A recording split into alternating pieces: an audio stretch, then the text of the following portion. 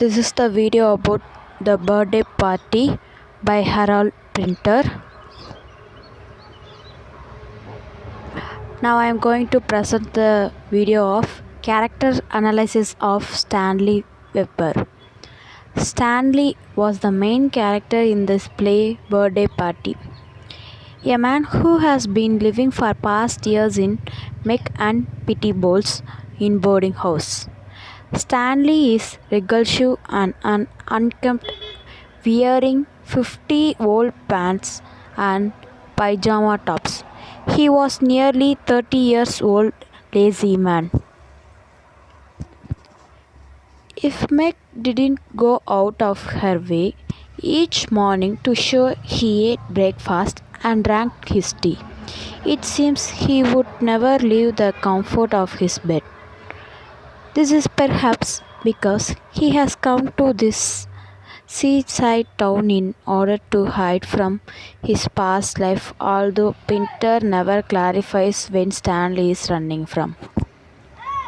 All the same, he leads an isolated extension, refusing to venture beyond the boarding house and claiming that he had have nowhere to go even if he didn't leave. Having become accustomed to this kind of solitude, Stanley is distracted when Goldberg and Mecken comes to boarding house and start interrogating him, making him feel guilty, despite the fact that never actually reveal what he's done. Actually, Stanley was always flirted with Meg. Meg feels comfort Stanley. Meg always keep him very comfort. Pity doesn't like this character and invite two gentlemen, Goldberg and Mecken. The Goldberg and Mecken came to get out this Stanley from the boarding house.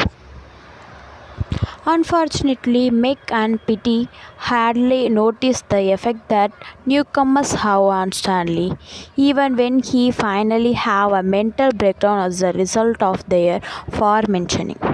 At the same time, the darkness Goldberg and Mecken brings out in Stanley is shocking, as he eventually tries to strangely make an sexual assault of as such.